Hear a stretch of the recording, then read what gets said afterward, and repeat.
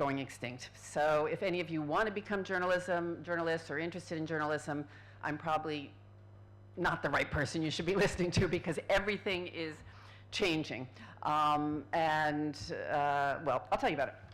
So when I started as a journalist, there were no cell phones, no internet, no email. It was a beautiful thing to be able to travel around and go out and interview people and take days to do a story and come back and listen to your cassette tapes, to listen to your,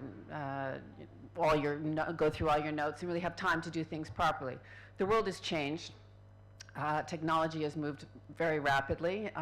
Media technology has just exploded. We used to go around with huge cameras and huge tripods, and now, if I really wanted to, I could almost do everything with my cell phone. So all of you could probably be better journalists than me already. I think the height of this was the other day. I was doing something on the Synod. Have you guys heard the Synod of Bishops that's going on now at the Vatican? Among other things, I cover the Vatican. This huge meeting of the bishops with the Pope from all over the world to decide on the future of the Catholic Church, and they're deciding a lot of important issues like the role of women in the Catholic Church and the role of the LGBTQ plus community in the Catholic Church. And it's a 3-week meeting, and there was a group of women. There were women who were involved and sisters who were involved, but there was a group of women on the outside who were really pushing for women's ordination so that women could become priests. And I was following this, and my desk asked me, could you do something for TikTok? Well, I don't know TikTok. I don't really use TikTok. And it had to be all shot vertically on my cell phone, which is something you guys do all the time. But for us, for news, it's always horizontal. So I had to do this thing, and then they said, and I had to shoot everything vertically of these women who were protesting. And then I did the whole report, and they said, oh, well, you know, it has to be just 1 minute because it's TikTok. And I said, I didn't know. So I did this whole report, 1 minute, and then our social media editor in New York said, here's, you know, we've edited a bit, this is, and she sent it back to me. They had put my voice, and I talk really fast anyway, not right now, but in general I talk really fast, and they sped up my voice. I was like, I said, what have you done? And she said, well, people have a short attention span. Everything has to be really fast now. And I said, but you sped up my voice. Anyway, in the end, they put it back to normal, but that's a technique now that they use. Oh my God, I'm getting too old for this. Anyway, I started out my career, I won't go too many details. I worked in the Philippines as a freelance journalist, worked at ABC News in New York, ended up deciding I wanted to work as a journalist in Southeast Asia, so went to get a master's degree in the United States in Southeast Asian Studies. You'll all be very amused to know that my first day there, I met an Italian economist who then became my husband and ruined my goal of going to Southeast Asia. I ended up coming over here. I think you all might know him. His name's Gustavo Piga. Davvero. We divorced a few years ago, but still in ottimo rapporti, still in good relations. But that's how I ended up in Italy. Didn't know it was that funny. Anyway, so if you guys can survive him, I survived him for 25 years. You guys are going to make it. There's hope. You'll get through it. What? Anyway, so married him, came over here, and suddenly was forced into covering things I knew nothing about.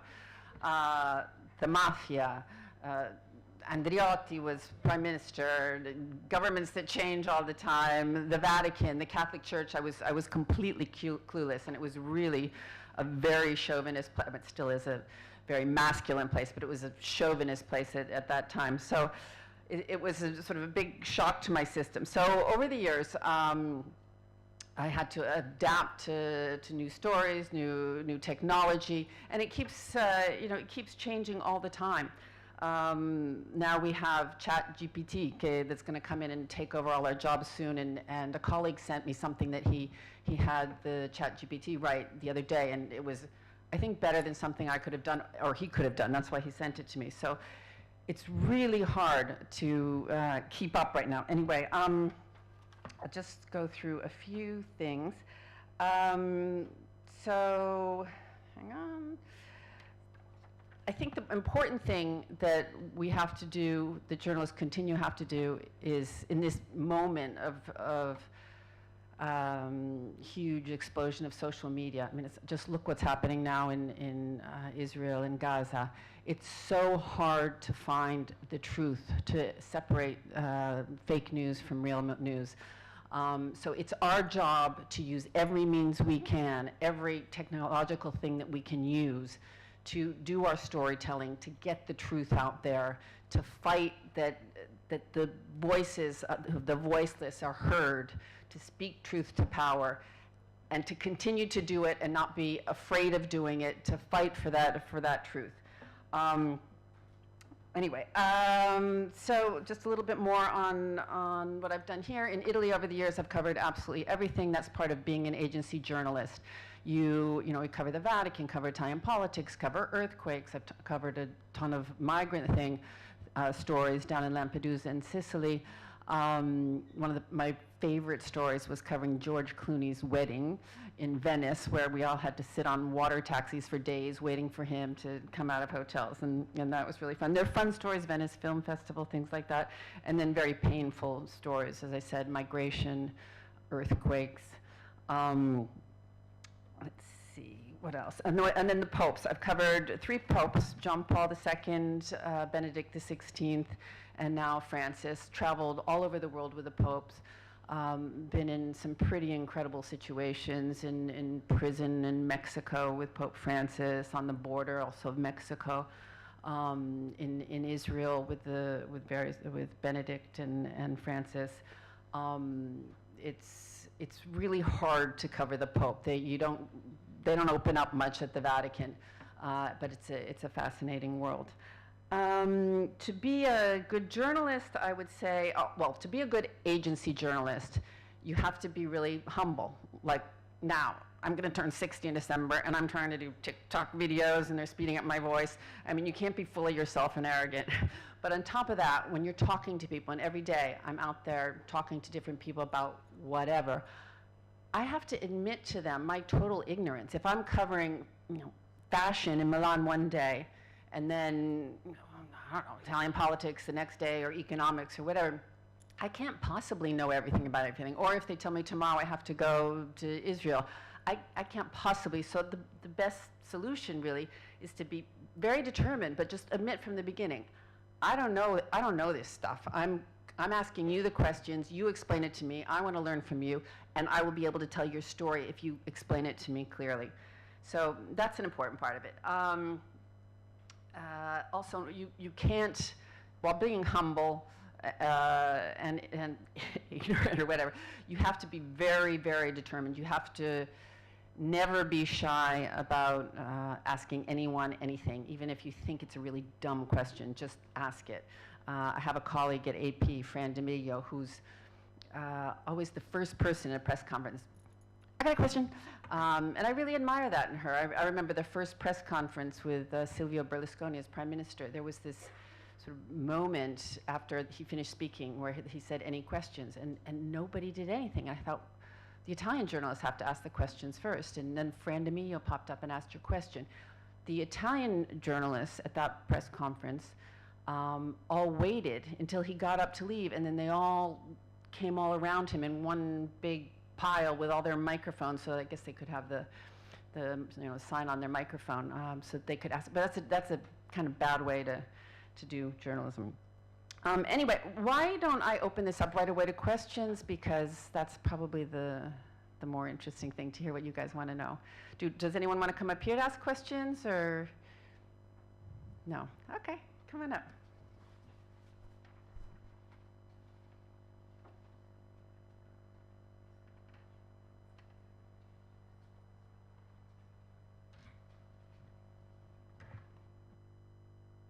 God, sorry.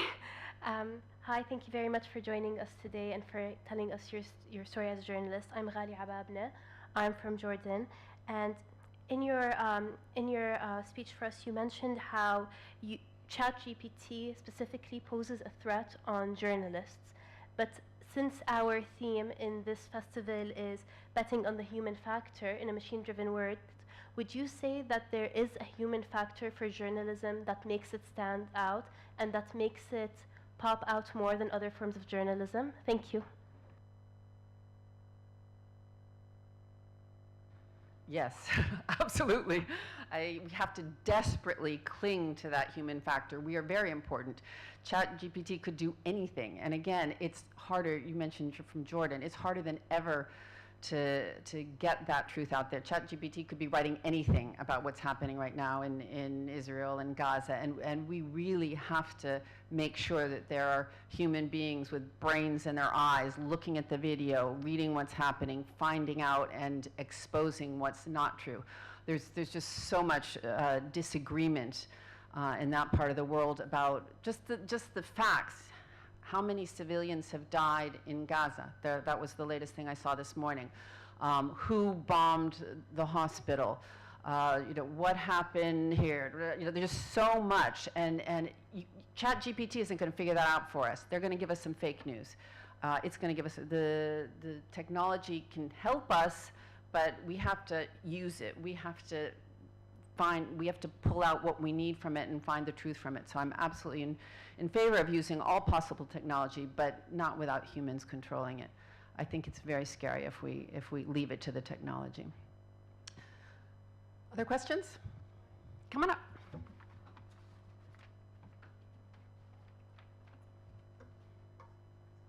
Oh, I think this is the first time when we're not all rushing to ask questions on the group chat. Hello, sorry, I didn't. My name's Divisha. I'm from India. I'm actually so thrilled to be talking to you because of the Professor Piga factor. But you mentioned earlier how journalism has changed and how it was so different when you started. So what we've also studied, what we've also learned through the course of this festival is also the connotations of ethics that have evolved. So it's probably kind of personal, but would you mind sharing some events from your career when you actively felt your former relationship with ethics and your former idea of ethics coming in the way because your ideas hadn't evolved just as fast as the rest of the world and the rest of the situations had? Yikes, that's a really hard question. Trying to think of an example. Well, one just an ethical question that we're struggling a lot with right now, and now the story's kind of gone away, but I was pushing very hard to do a story on what I called the lost boys in Italy, because Italy got about, I think, 140,000 migrants arriving by sea this year, and a lot of them are young men between 14 and 17, and they are assigned centers for migrants, and most of them don't stay there. Not most, a good portion of them don't stay there. They just take off on their own, taking buses, trains, walking across Italy, trying to cross the border into France, trying to go to Germany, to Sweden, over into Austria. And I spent several evenings, I don't know if any of you know Baobab, it's an organization that's near Tiburtina. They have a place where they feed migrants at night near Tiburtina station. And I went and I just have a tiny little camera called an Osmo. So I use this Osmo to film them and show their bare, this is in September, show their bare feet. I mean, these kids didn't even have cell phones. And I asked them, like some of them from South Sudan, how did they get in touch with their parents? And they said, well, do they know you're here? Well, if I eventually get on Facebook, I'll send a message. But my mother in the village doesn't have internet, so so I wanted to do this whole story on the lost boys crossing Italy from one end to the other. And AP has correctly has an issue with showing faces of minors. Names and last name, we could put them at risk. So I got in a really complicated ethical issue because on the one hand, I really wanted to tell their stories, and it's very difficult to to tell their stories if you don't let them speak on camera and talk. I mean, you can shoot from behind. There are a lot of things. In the end, the story went away because I went on vacation and I got back, and now there's this whole war, and they don't have time and energy for that. But I'd like to get back to it. But that's an ethical issue. Trying to think of a. I've had issues in the past. AP's had a lot of issues in the past few years with the Trump administration because a lot of journalists felt, AP is international, but it's American-based, felt very passionately that Trump was doing things that were very bad for the country, and yet we cover the White House. We have correspondents that cover the White House. They said they blocked all of us from talking about U.S. politics, and we cannot tweet anything about politics.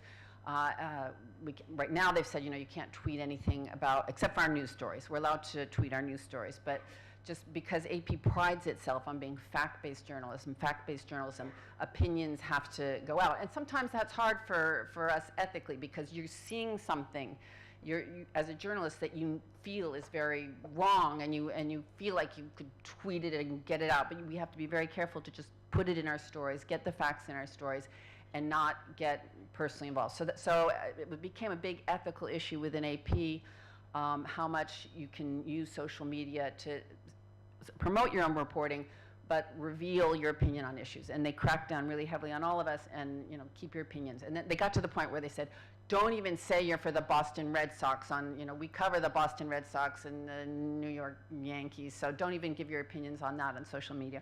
So that's been a big ethical issue. I'm trying to think of others, and nothing comes to mind, but if something else does, I'll tell you. Anyone else? Come on up, whoever wants to.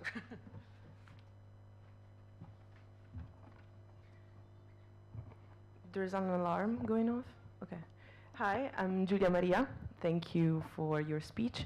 I have two questions. I think the first one has partly been answered. And the first one was the fact that you work for an agency.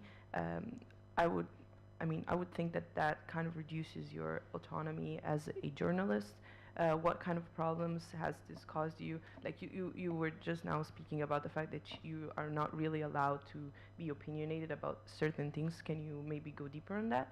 And my second question is, since you said that EP is really fact-based, I would like to know where you get your sources and how do you check what you write. Thank you so much.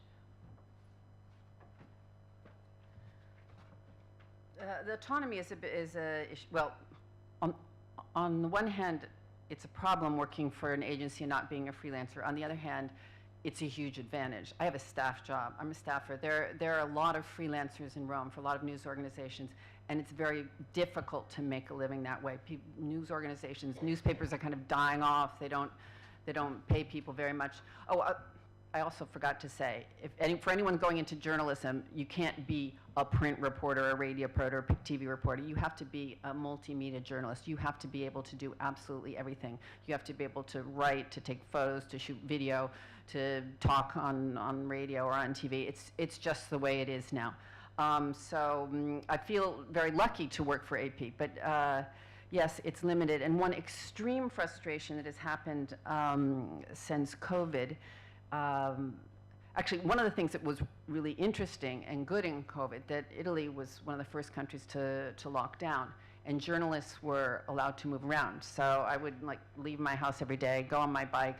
We went into intensive care units, dressed up in those spacesuit things, and interviewed people, and it was, really felt like we were at the center of the story and doing such important news. So that was really good. But then something bad happened during COVID, and that is there was this explosion of Zoom and video provided, and now what's happening more and more is that I'm left sitting at my desk at AP, and for example, Giorgia Meloni has a personal cameraman who goes around with her wherever she goes, and he's a good cameraman, and he sends us, this is Giorgia Meloni in Hungary speaking to Orban, and he sends us 3 minutes of video, and we get the video, and we write off that and do our story. So I'm extremely frustrated with that because I feel that I'm becoming the propaganda machine for Giorgia Meloni. I'm not with her, I'm not asking her questions, I'm not forcing her to respond to difficult issues. So this is a real problem, and it's not just Giorgia Meloni. It's other things like flooding in northern Italy. Get the video off the firefighters. The firefighters are great at shooting video, so they've got their helicopter shots and their drone shots and their saving people live shots. And so I end up sitting at my desk getting it from them. So I'm losing my ability to cover the news. And this is a fight that everybody within AP has to fight with AP. AP is saying, okay, fine, but we have to cover so many things right now, and we're investing so much in covering the war in Ukraine. This has been for the past few years, and now it's Israel. So they're sort of deciding, well, we'll spend on the big stories, and then everything else, let's just have our staffers do the minimum, and then just get from others. That's how the world's changing. The world of agency news is changing, and it's really difficult and frustrating, and we need to fight it. Anyone else? Okay.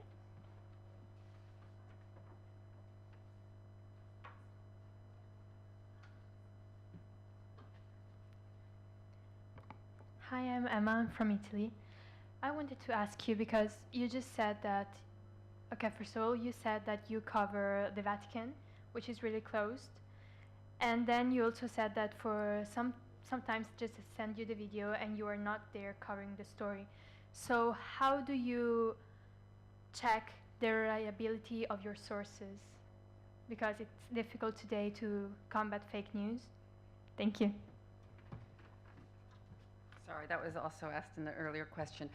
Yeah, you have to call a lot of people. You know, I've been here 30 years, so I have a lot of contacts, and I'm constantly on WhatsApp, and you just use one contact after another. So if you know, a boatload of migrants arrives in Lampedusa, I've got the contact for UNHCR, IOM, the Red Cross, you know, the mayor of Lampedusa. I just have a whole bunch of contacts, and you have to work through, you know, Baobab. Well, they're not on Lampedusa.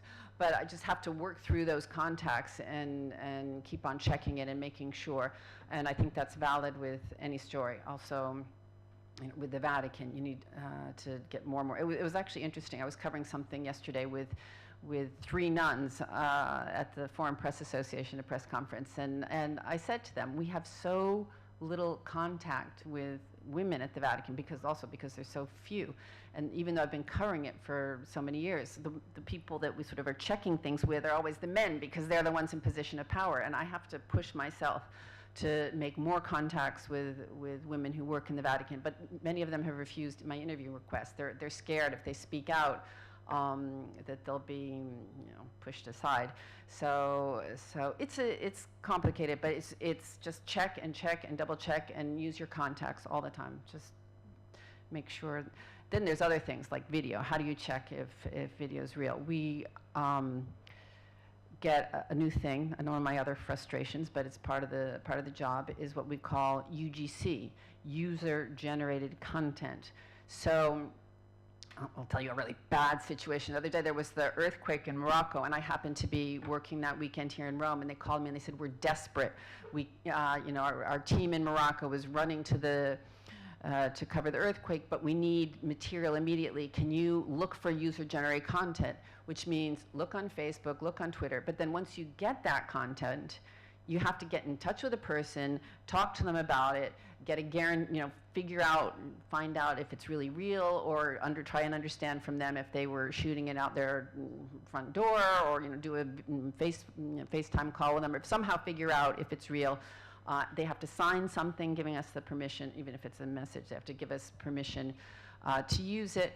And when they asked me to do this in Morocco, I failed. I spent hours trying to do this, and I failed miserably. Anytime I managed to get someone in touch with someone in Morocco, they sent me all sorts of video, but it was already video that I had no way of confirming. It was just stuff that was going around on Twitter and on social media, and so in the end, it's a Then once in a while, we find something really good, like, I don't know, Stromboli exploded once, and someone was on a boat. It was a tourist, and she gave us the video, and you know, it was real. It was confirmed.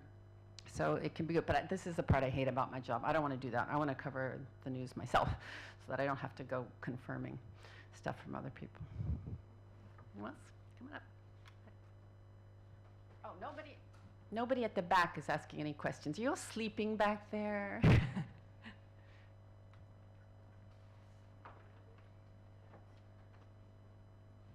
Hi again.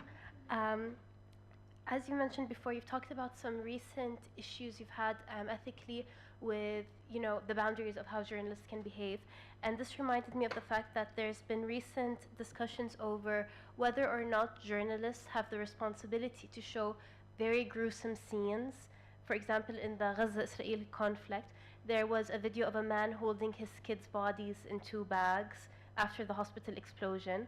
And people are saying like, yes, this is important for us to show, but then there's also the argument of no, this is just them taking advantage of a very desperate and sad situation and using it to garner up views. So where's the ethical boundary, where's the ethical boundary drawn when it comes to extremely gruesome and personal scenes? Thank you. That again is a really hard question, and AP debates it every day. I think there's a feeling that, especially in this situation, it is extremely dramatic. But if one of our own camera people, video journalists, had shot something like that themselves, if we knew it was ours, if you're not just showing the bodies, if they're in body bags, but you are showing that it's children that are dying, I think AP probably would have used it. I can't guarantee that. In general, we avoid showing, gruesome dead bodies. But if they're in a body bag, and then I was saying children. Also, this is interesting. I was saying in Italy, we're also, because it's Italian law, we're very careful about showing faces of minors. But in Gaza, we're showing them. So, they're different. It depends on the country's laws. It depends on the situation. So it changes. In general, just completely gruesome stuff, I think we try to avoid, whether it's in Ukraine or a colleague of mine, Mstislav Chernov, was one of the last, him and a photographer, the last 2 people in the town of Mariupol in Ukraine, and they did a documentary, and they showed very, very gruesome material. And AP decided to use it just to show what was going on in Mariupol, and he got a Pulitzer for it. So, if it's our material, if we guarantee and are showing what is happening ourselves and can verify it, I think there's a tendency there to be, and it's part of the story. If it's just somebody who, whatever, we don't show it. But yeah, I think it's used in important news situations. Anyone from the back? There go. Oh. Why don't you come up and then just wait here, and so you can, yeah.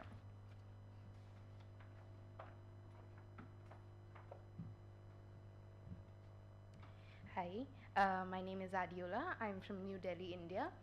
I think everybody over here would agree with this, that media, whether it be social media, news channels, journalists like you, is one of the main sources of information for the general public.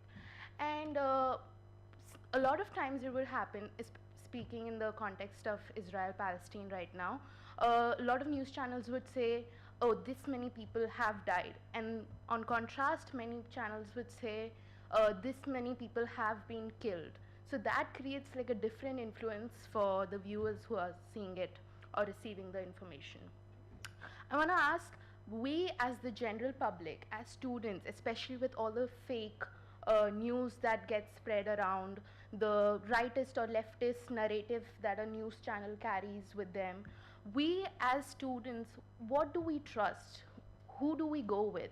Because we don't know which kind of narrative they might be carrying or what kind of words they might be using to influence our knowledge. So we as students, what's the best we can do to understand the situation and maybe help out? Thank you.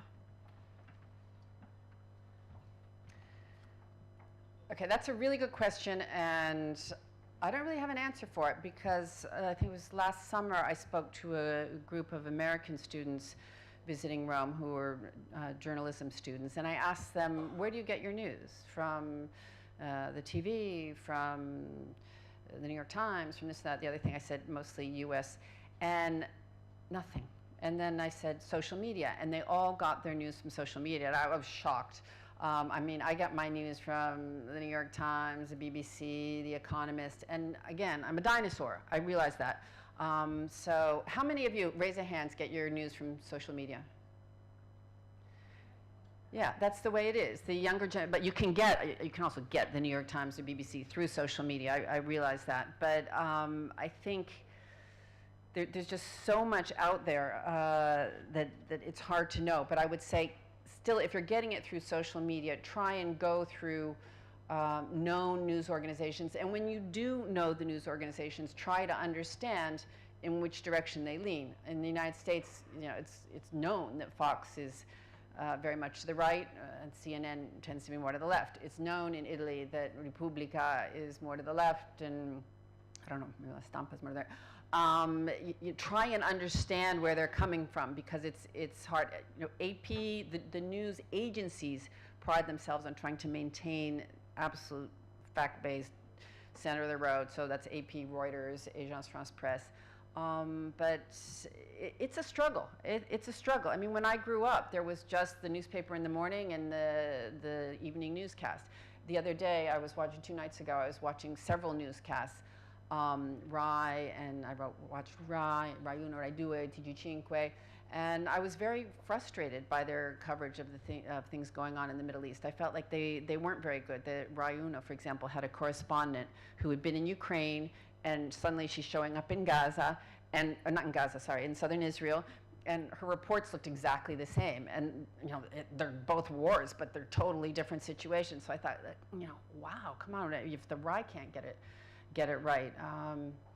I don't know how to help you guys on that one. You're gonna have to figure it out as you go along. But there are tons of really good journalists out there.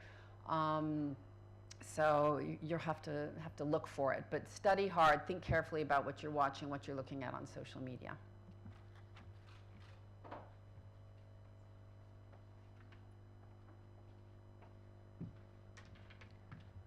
Hello, good morning.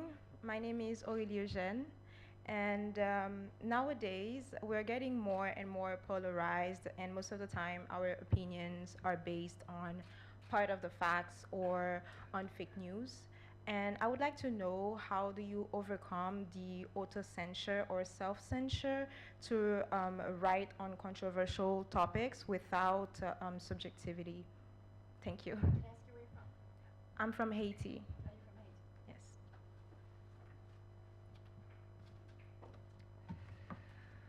Since you said you're from Haiti, one of the biggest problems is covering places that aren't easy to cover.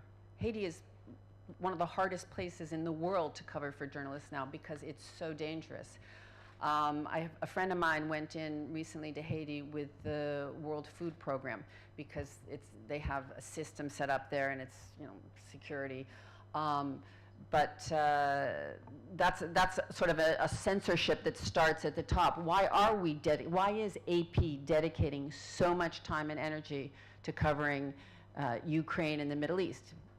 Partly because it's so important, because AP is an American news organization for the United States. Ukraine is seen as saving democracy, saving Europe from Russia, saving Europe from Putin. And the Middle East, Israel has always been a huge story for the Americans. But what about Africa? AP has said that it was going to give a huge priority to Africa. And I personally, I lived in Africa for 3 years as a kid. I love Africa. There's so many important stories going on down there.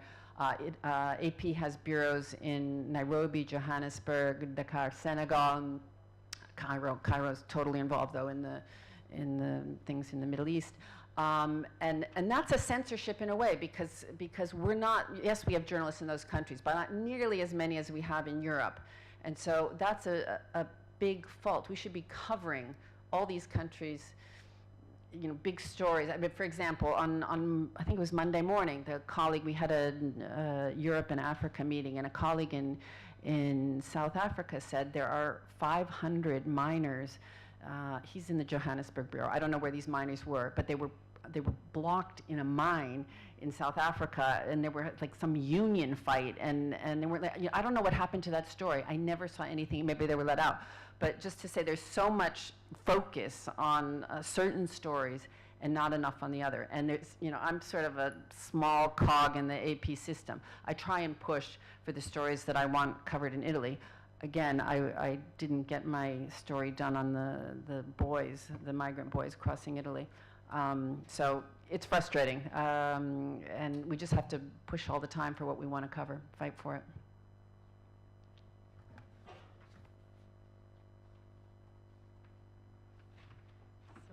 Thank you for your speech. My name is Chiara and I'm from Italy.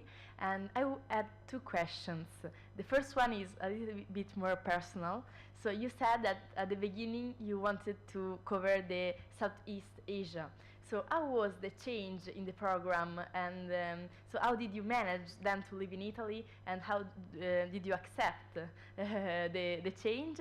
And the second one is, especially in this period with many wars, conflicts, we feel, at least myself, a little bit overwhelmed with the news, with the videos, really strong images. And so don't you think that this may create a detached and it can also get people used to this kind of violence, leading to a point in which no news can can arrive and can be actually understood? Thank you. Okay. I think you're asking me a very personal question as your first question. You want to know why I married Gustavo Piga, right? Why did I do that and give up on going to Southeast Asia? I fell in love. What can I say? It was extremely difficult for me. I mean, this gets into a whole other chapter of being a woman and a journalist. I had wanted to be a journalist in Southeast Asia. I also wanted to be a mother. I have 3 children. And I was bound and determined that I could do it all. I actually wrote an essay once for some course about how I was going to go off and interview Saddam Hussein in Iraq, get this exclusive interview, and I was going to be carrying my first child on me because I was going to show that women can do it all. This fell flat on its face. After I moved to Italy and I had my first child, there was the war in the Balkans, and they were bombing off sending planes off U.S. aircraft carriers in the Mediterranean to bomb Belgrade. And I was working with a cameraman who was put on one of the planes, but I was staying in Naples to get his material, which was brought back to the NATO headquarters at AF South in Naples. So I was staying at a hotel near the NATO headquarters, but I just had this little baby and I was still breastfeeding. And so Gustavo brought the baby, Niccolo, down to Naples, and so I was breastfeeding him in the hotel and then running back.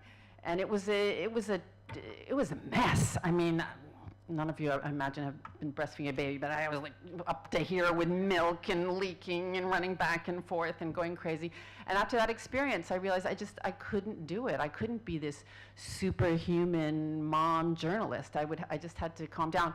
And I also couldn't go to I had promised AP that I would go to Sarajevo and I would cover all this stuff there. And then I got pregnant. I'm like, I can't risk the life of my baby.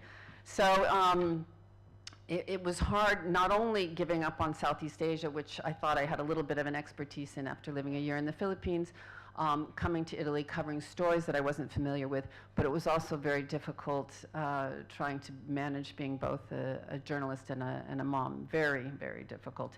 And I think it still is today. I see a lot of young women journalists who say, I'm not having kids, no way. I worked so hard, especially Italian women.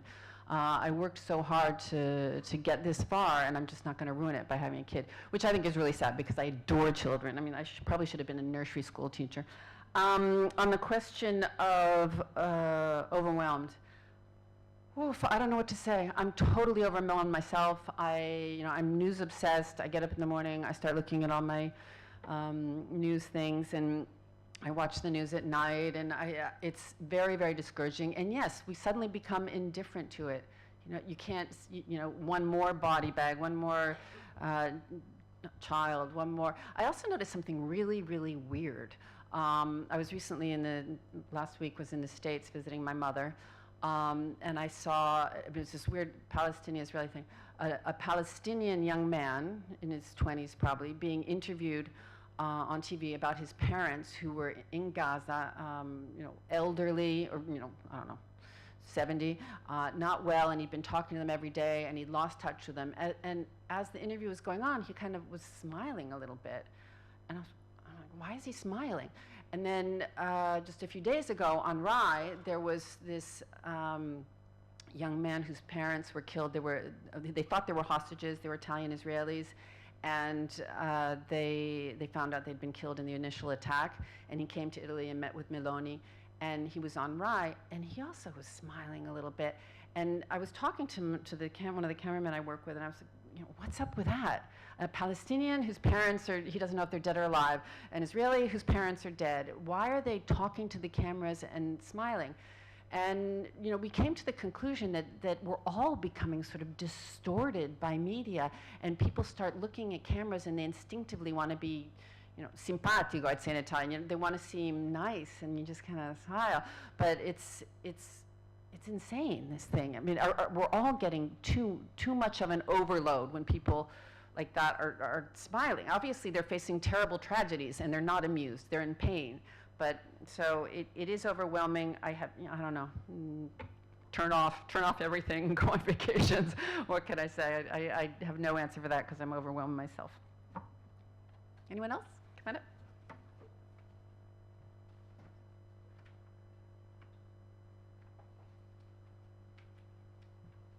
Hi, thank you. My name is Sarah, I'm from Italy. And my question was partly answered, but I want to pose a follow-up after Aurélie and Chiara. So sometimes in the news, I mean, I'm talking about Italian news because that's what I know, but I see some filler articles on topics that have, if I have to say that myself, a little to no relevance. Maybe a new relationship between celebrities, maybe a castle that just opened, etc. So I wanted to ask, do you think that filler news, what caused them? What is the criteria for choosing which news get to be in the news at like the most full time? Is it because of the entertainment? Is it because to maybe distract people? Is it because they aren't considered relevant?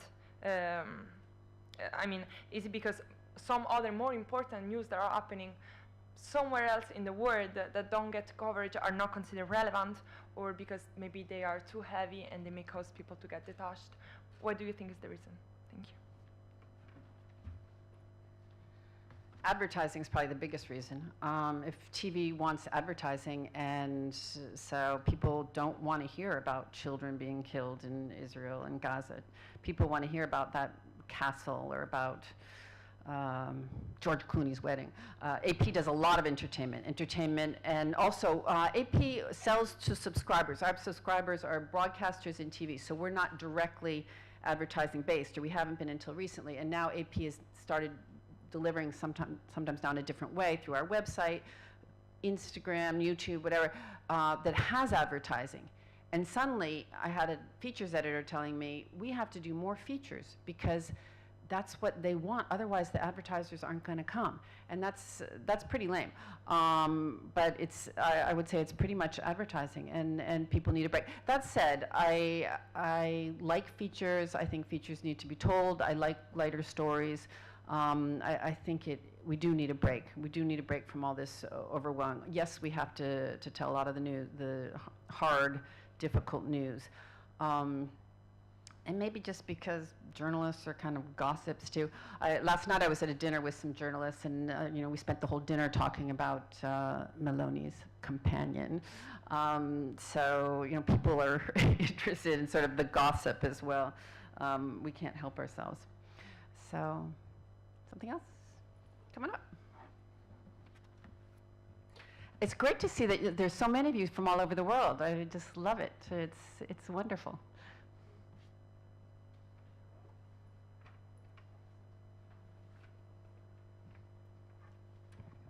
Hi, my name is Nicole, and I'm from Italy.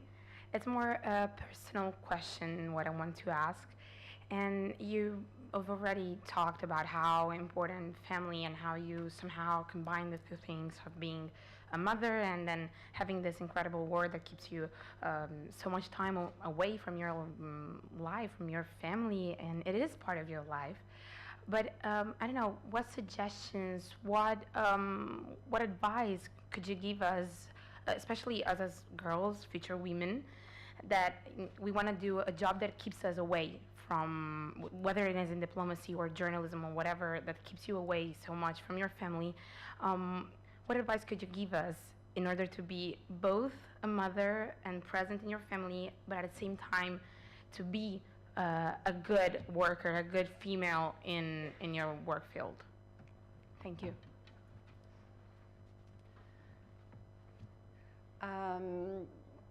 I would say my generation, I hope it's not really anymore this way, but women can be really competitive with other women, really backstabbing and nasty. I've had, in my early part of my career, I had so many bad experiences with women, maybe because a lot of us were trying to be mothers and do it all, and we couldn't do it all, and then we saw another woman getting ahead.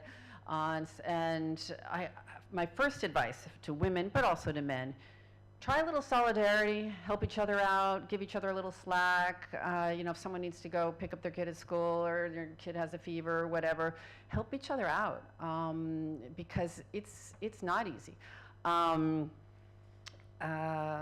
else would I say?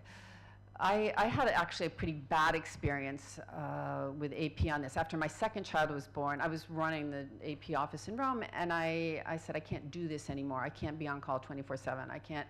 So I went sort of 3/4 time. And then I had a third kid. And then I started about 10, I don't know, I went on, I don't know, 6 years in this sort of 3/4 time job. And then I wanted to go back full time.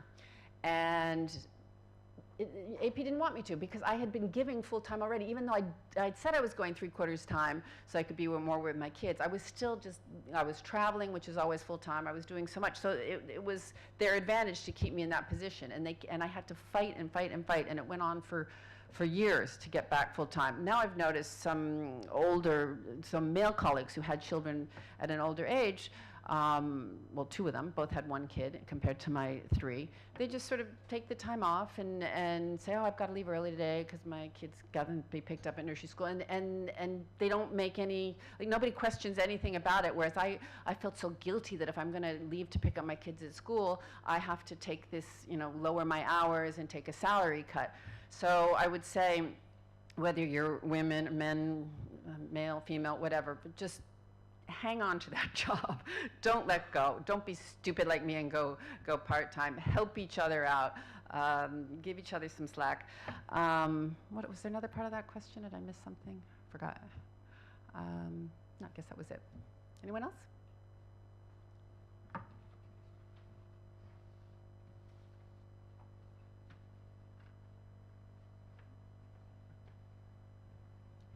Good morning, I'm Mihaela from Italy and Moldova. I was wondering, since you said that you work with an agency, what type of protection does it grant to you? Because we've been listening from journalists that work in an independent way, and they're a little bit left on their own in terms of protection. So I was wondering what the agency does in this field. In a war zone, or Yes, if they send you in a specifically dangerous place, is there someone that is ready to defend you, or how do they protect you, since it's their responsibility? Thank you.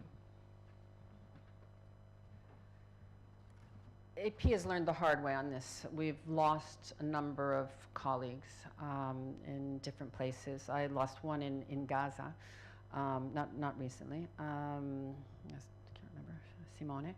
And one in Africa, one in the Balkans. We've lost two in Sierra Leone. Yes, AP now has an insurance system that requires, if we're going to go to war zones, to take a course in, a safety course, how to walk through a minefield, what you do at a roadblock. They provide flak jackets and helmets. In some places, I think in Ukraine, we have an armored car.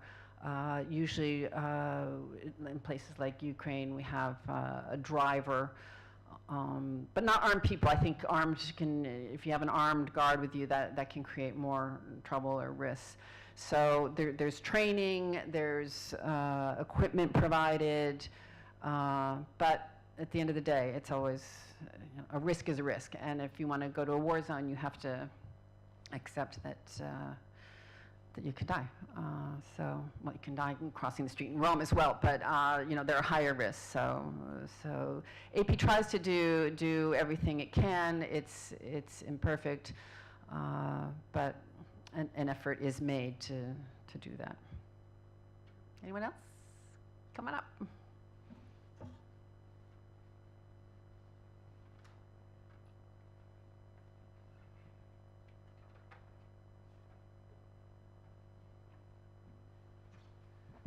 Hi, my name is Vinicio. I'm from Italy. I would like to ask, earlier you mentioned that you worked also with the Vatican, if I'm not wrong. I want to know if, do you think that living in Italy, so since a lot of time, do you think that it is possible to make some kind of investigations about the Vatican, like the one, for example, of the Boston Globe in 2002, or do you think that is still quite difficult for journalists to make some kinds of articles, investigations about the Vatican?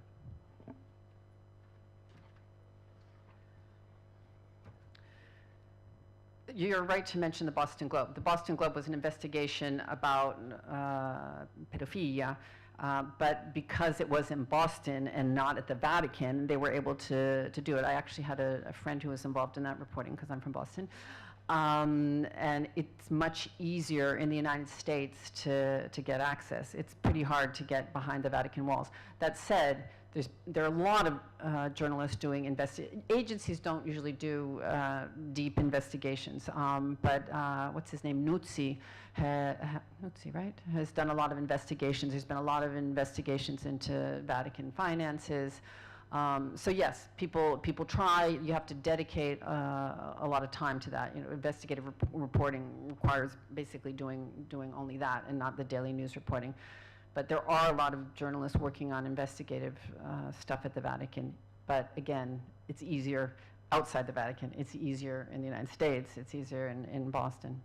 And also the Vatican knows that. And the Cardinal Law of Boston, when all that stuff was exposed in Boston, John Paul II brought him back to Italy, where he was safe in the Vatican. And Americans, Bostonians, really did not appreciate that. So the Vatican sort of has a reputation, especially in the past, of sort of bringing in and covering up. So hard to expose things at the Vatican, but there are journalists trying, yeah. No more questions?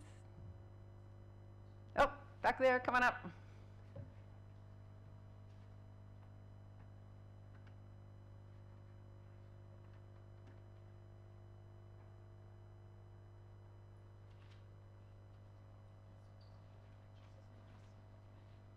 That was a journey.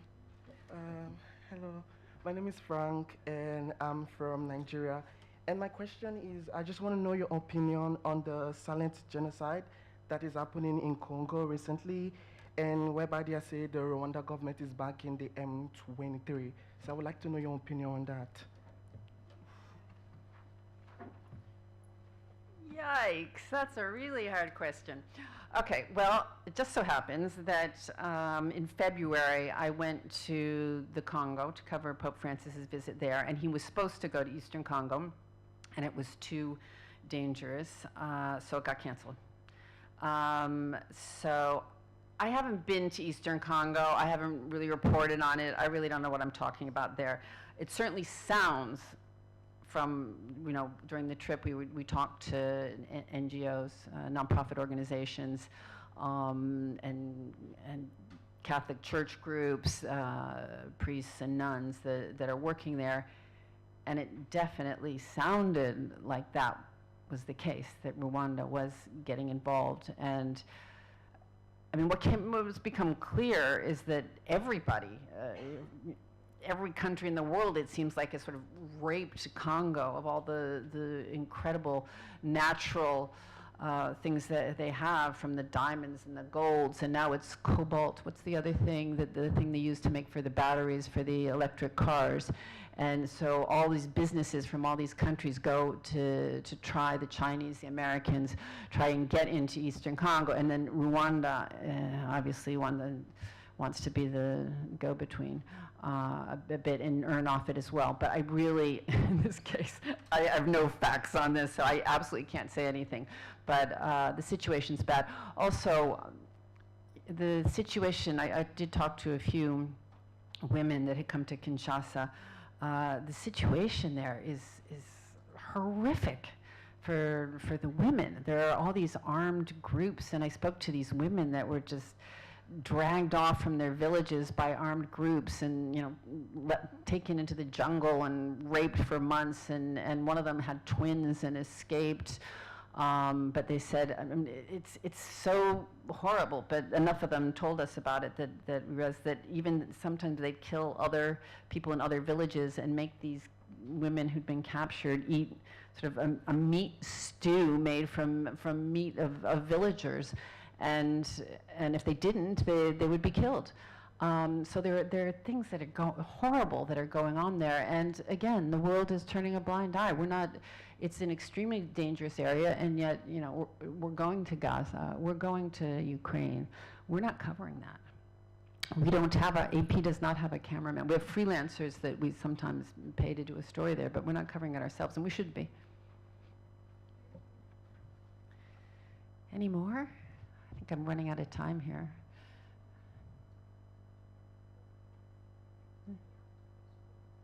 Okay, then that's it. I'll stay here a few extra minutes if anyone has any other questions they want to come up and ask me, and thank you so much. It was such a pleasure to talk to you all.